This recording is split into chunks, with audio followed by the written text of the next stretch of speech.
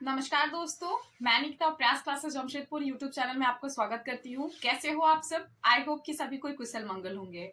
तो दोस्तों, आज के इस वीडियो में मैं लेके आई हूँ एक बिहार सिविल कोर्ट की तरफ से आपका एक जस्ट कल ही की डेट में एक नोटिस आई है। तो उस नोटिस के बारे में बात करेंगे, जिसमें आपको एग्जामिनेशंस को लेके और भी बहुत सारे मुद्दे हैं जिसको लेके चर्चा की गई है। तो उन सभी के बारे में बात करेंगे। और इसके अलावा बहुत सारे स्टूडेंट्स हैं जो हमें रिकमेंड कर रहे थे मैसेज के द्वारा। वो बोल रहे थे कि देखिए, मैथ्स रीजनिंग हमारा अच्छा है ऑलरेडी। आई नो बिहार के जो स्टूडेंट होते हैं उनके मैथ्स वगैरह काफी स्ट्रांग होती है, बट क्या है कि कंप्यूटर और हिंदी जो है वो थोड़े से वीक है। तो उनका कहना था कि मैम थोड़े से कंप्यूटर में आप हेल्प कीजिए, एज अ कुछ क्वेश्चंस बताइए। तो देखिए, क्वेश्चंस तो मैं तब करवाऊंगी कि जब आपको बेसिक पता होना चाहिए। हो सकते हैं कि इनमें से बहुत सारे स्टूडेंट हैं जो मेरे वीडियो को वॉच कर रहे हैं और जिनको बेसिक पूरी आती हो, ठीक है। बट क्या है, और कुछ ऐसे स्टूडेंट भी होंगे जिनको नहीं आती है। तो आज का इस वीडियो में बेसिकली मैं एक बेसिक से स्टार्ट कर रही हूँ। बेसिक में बताऊंगी कंप्यूटर क्या है, उसकी जनरेशन के बारे में बताऊंगी। तो थोड़ी सी वीडियो आपको पूरी वॉच करनी होगी, स्किप नहीं करनी होगी। तो गाइस, इस वीडियो पे आप पूरे अंत तक देखिए, क्योंकि अगर आप मिस करते हैं तो पॉइंट काफी कुछ मिस कर जाइएगा, ठीक है।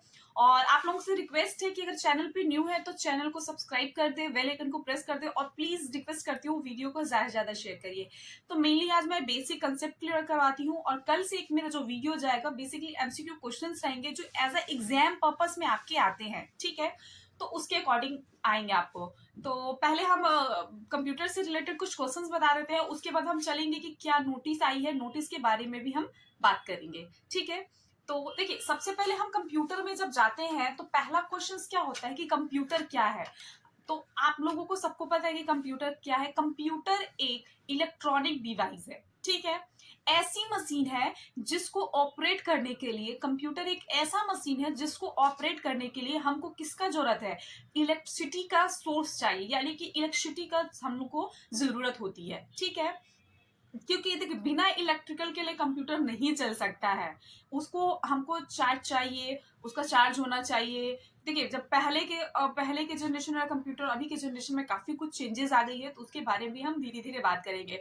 पहले कुछ लाइंस है, जैसे कि कंप्यूटर क्या है। तो उसके लिए basically a computer is a electronic device that take raw data as input. अब आप सोच रहे हो कि रॉ डेटा एज इनपुट क्या है, तो इसके बारे में भी बताऊंगी। पहले इस लाइन को कंप्लीट कर लेते हैं। And process this data under the control at set of instruction and gives the result as output.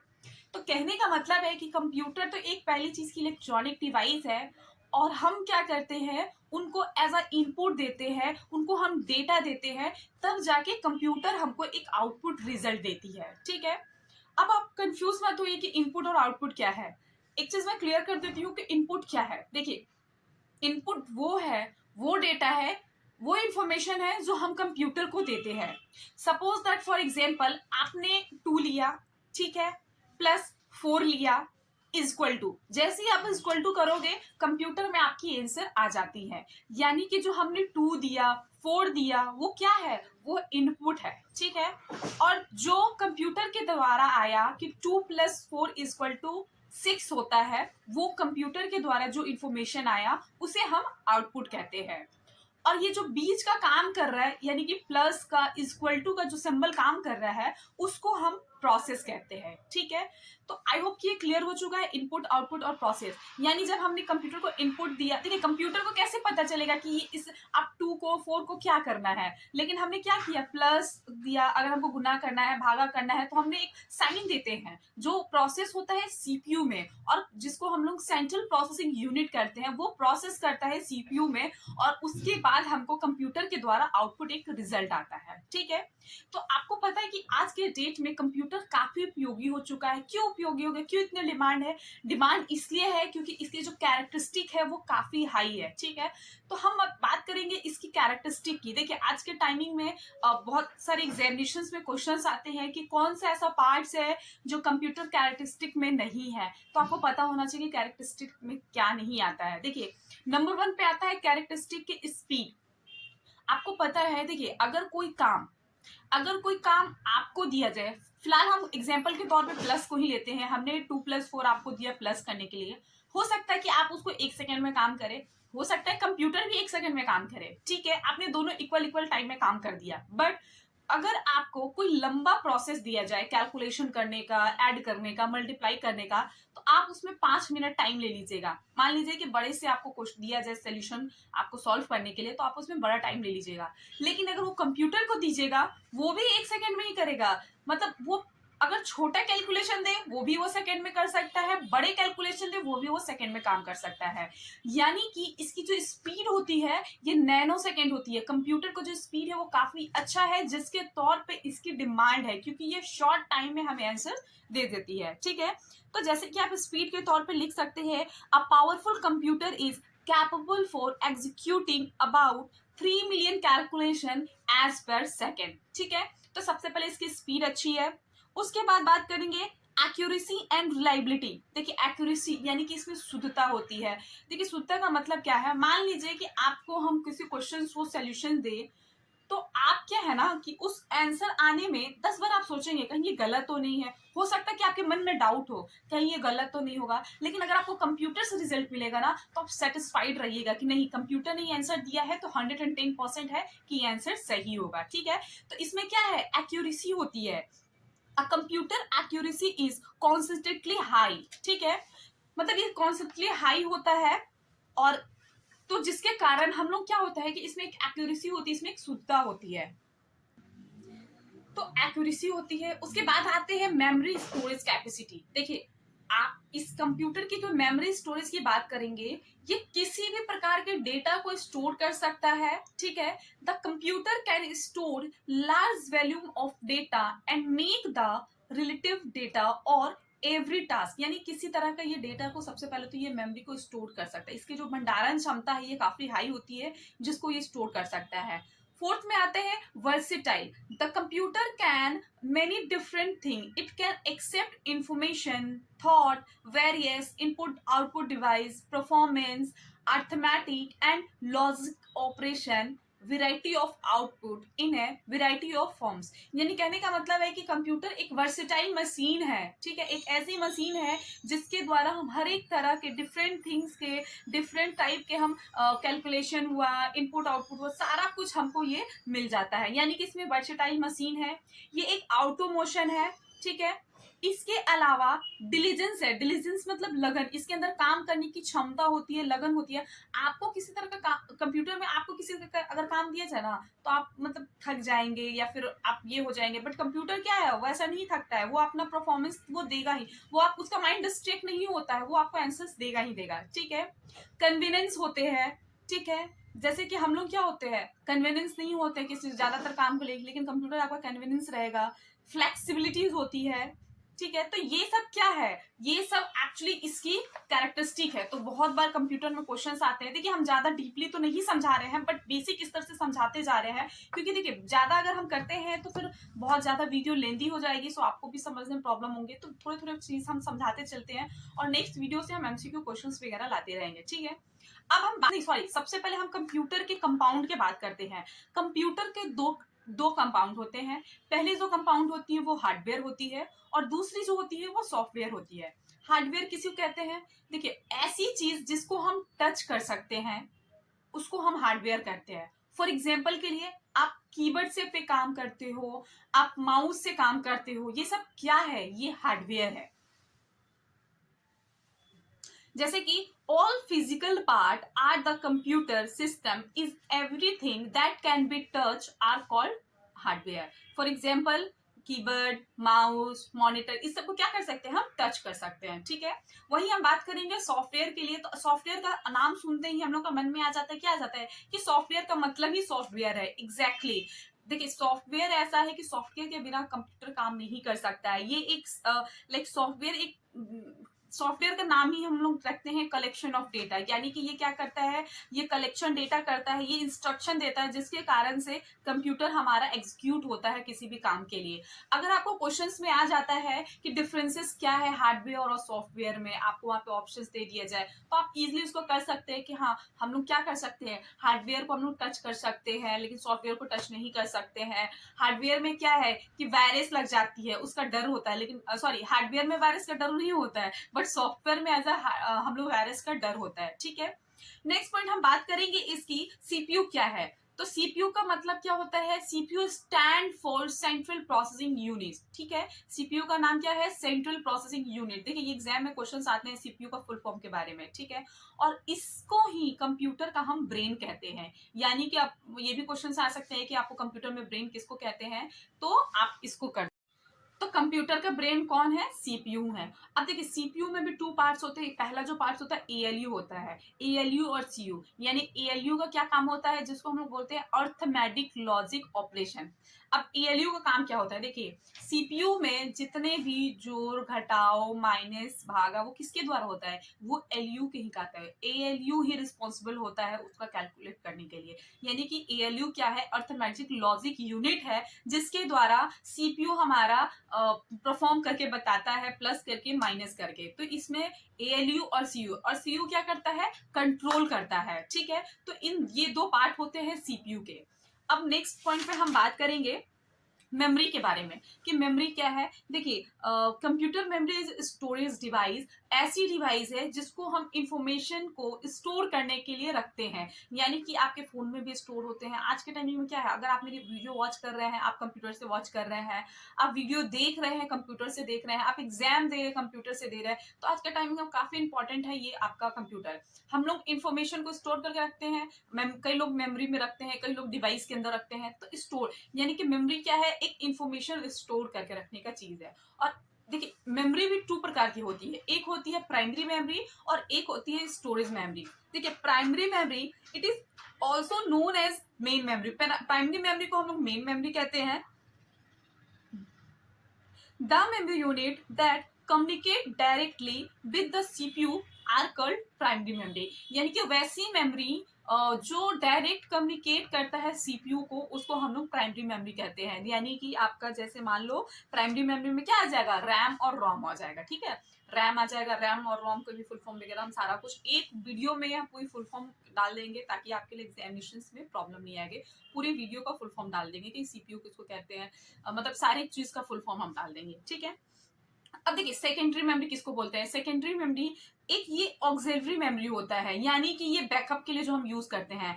It is also known as auxiliary memory, the memory unit which is provided backup data. यानी कि backup data store करने के लिए रखा जाता है, उसको हम लोग क्या कहते हैं, सेकेंडरी मेमोरी। जैसे फॉर एग्जांपल हम लोग पेन ड्राइव रखते हैं, हार्ड डिस्क ड्राइव रखते हैं, फ्लॉपी डिस्क रखते हैं, ये सब क्या है, ये सब हमारी सेकेंडरी मेमोरी है, ठीक है।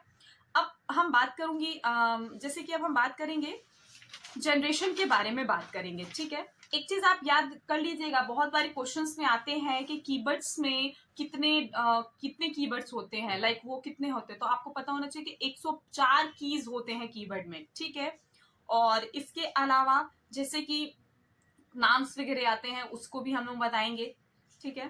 पहले हम जनरेशन के बारे में बात कर लेते हैं। देखिए फर्स्ट जनरेशन कंप्यूटर था, जनरेशन 5, 4-5 जनरेशन ऑलरेडी चला है, अभी हम लोग 5 जनरेशन में है, ठीक है।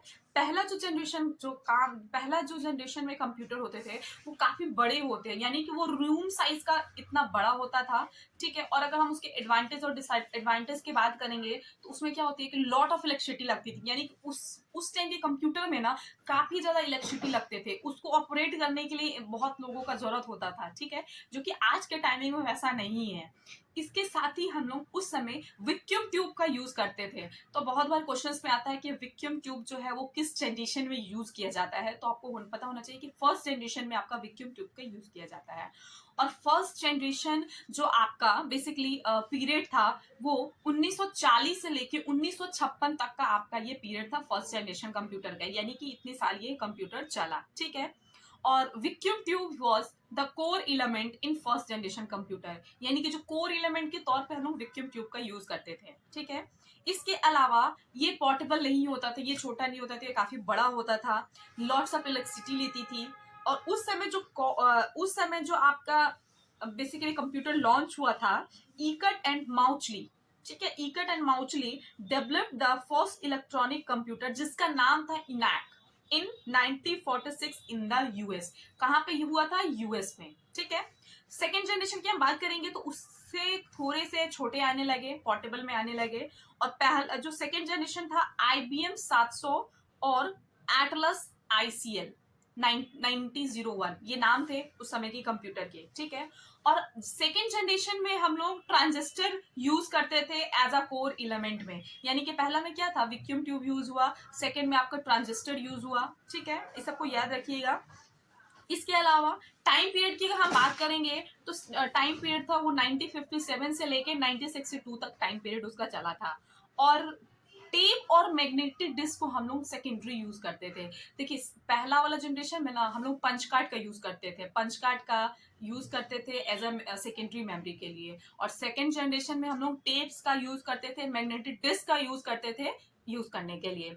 अब हम बात करेंगे सेकेंड जनरेशन से हाई लेवल प्रोड्यूस लैंग्वेज आने लगा, यानी कि फॉर्ट्रन हुआ, कोबल हुआ, ये सब यूज होने लगा प्रोग्रामिंग के लिए, ठीक है। प्रोड्यूस्ड होने लगा लैंग्वेज प्रोग्रामिंग के लिए। अब पावर भी कम लगते थे, ठीक है। अब मैं बात करूंगी थर्ड जनरेशन के लिए। थर्ड जनरेशन थोड़े से और पोर्टेबल आ गए और the third generation computer IBM 360, यानी कि IBM 360, NCR 395, TDS 316 develop by Jack Kilby, यानी कि जैक किलबाई ने डेवलप किया हुआ था, ठीक है। और थर्ड जनरेशन में एक और एडवांटेज हुआ, इसमें IC आपका यूज होने लगा, यानी कि इंटीग्रेटेड सर्किट कोर एलिमेंट के तौर पे यूज होने लगा। अगर हम टाइम पीरियड की बात करेंगे तो 1963 से 1972 तक ये आपका चला। और मैग्नेटिक डिस्क को हम लोग सेकेंडरी के तौर पे यूज करने लगे। और थर्ड जनरेशन से ही आपका मिनी कंप्यूटर आने लगा, यानी कि थर्ड जनरेशन से मिनी कंप्यूटर आने लगा। OS was developed. अब बहुत बार क्वेश्चन आते हैं कि OS किस जनरेशन में डेवलप्ड हुआ, तो आपको याद रखना है कि OS जो जनरेशन आपका ऑपरेटिंग सिस्टम जिसको हम कहते हैं वो आपका थर्ड जनरेशन से स्टार्ट हुआ, स्मॉलर आने लगा, ठीक है। अब मैं बात करूंगी फोर्थ जनरेशन के लिए। फोर्थ जनरेशन जो कंप्यूटर था वो DEG 10 ठीक है, ये आपका आया था। लार्ज स्केल इंटीग्रेटेड सर्किट और VLSI, यानी कि लार्ज स्केल इंटीग्रेटेड सर्किट जो क्या था हमारा कोर एलिमेंट पे था। और टाइम पीरियड की बात करेंगे तो 1973 से लेकर 1980 तक ये चला। Semiconductor used were primary storage. Development of micro computer और पीसी, यानी कि आपके पीसी कौन सी जनरेशन में आई, फोर्थ जनरेशन में आपका पीसी और माइक्रो कंप्यूटर आने लगा, ठीक है। और साथ ही हाई लैंग्वेज जैसे कि C++, DBMS, ये सब किस जनरेशन में यूज हुआ, फोर्थ जनरेशन में। इसे आपको इस सबको याद रखना है कि सब जनरेशन में कौन कौन से लैंग्वेज आए, क्योंकि एग्जाम में आते हैं, ठीक है। इस तरह का भी हम क्वेश्चन नेक्स्ट वीडियो में कराएंगे। अब मैं बात करूंगा फिफ्थ जनरेशन के लिए। फिफ्थ जनरेशन में आपका कौन सा लॉन्च हुआ, the fifth generation computer are desktop, laptop, laptop, ये सब हमारा कंप्यूटर आने का। अल्ट्रा लार्ज स्केल इंटीग्रेटेड, यानी कि उस समय जो कोर एलिमेंट था जो आज के प्रेजेंट टाइम में ऑलरेडी चल रहा है, हम लोग ULST का यूज करते हैं, यानी कि अल्ट्रा लार्ज स्केल इंटीग्रेटेड। और इसकी अगर टाइम पीरियड की बात करेंगे तो 1980 से लेके जो आपके हमारे आज के जो जनरेशन के कंप्यूटर में है, अल्ट्रा लार्ज इंटीग्रेटेड सर्किट का कोर एलिमेंट है। और टाइम पीरियड 1980 से टिल डेट तक, प्रेजेंट डेट तक ये चल रहा है। और रैम और रोम जो यूज हुआ फिफ्थ जनरेशन में यूज हुआ है, HDD हुआ, SDD हुआ, सेकेंडरी स्टोरेज के लिए हम यूज कर रहे हैं। RAM and ROM primary storage के लिए, SDD हम सेकेंडरी के लिए यूज कर रहे हैं। और साथ ही आज के जो टाइमिंग में क्या क्या लैंग्वेज हुआ, प्रोग्रामिंग लैंग्वेज लाइक C++, अभी जैसे पाइथन आ चुका है, नेट आ गया है, ये सब क्या है, ये सब इसी जनरेशन में आपका यूज हुआ। तो गाइज ये था बेसिक कंसेप्ट। आई होप कि ये सारी कुछ समझ में आए होंगे। और हम नेक्स्ट वीडियो में आपको लेके आएंगे सारी कीज का शॉर्टकट्स वगैरह के, किसके शॉर्टकट्स क्या क्या होते हैं, ये सारे कुछ लेके आएंगे। इसके साथ ही हम आपके लिए और भी MCQ क्वेश्चंस लेके आएंगे। अब मैं बात करूंगी कि आपके जो नोटिस आई है, देखिए नोटिस के तौर पे कुछ कैंडिडेट ने, बहुत सारे लोगों ने अलग अलग तरफ से इस पे कोर्ट पे ये किया था जिसके कोर्ट के तरफ से रिजल्ट आया है। यानी कि कहने का मतलब कुछ लोगों ने जैसे कि फीस के लिए बात की थी कि फीस को कम होना चाहिए, स्टेनोग्राफर वाले के लिए लेकर आए थे, लैंग्वेज के लिए। साथ ही आपको बहुत कुछ लोगों ने अलग अलग तौर पे अपने रिकमेंड डाला हुआ था कोर्ट के तौर पे। तो उन सब की तरफ से, कोर्ट की तरफ से नोटिस आ चुके हैं कि अब किसी भी तरह का कोई कंसीडर नहीं किया जाएगा, ठीक है। यानी कि अब जो पैटर्न है, जो चीज आया हुआ है, उसी में एग्जाम होंगे।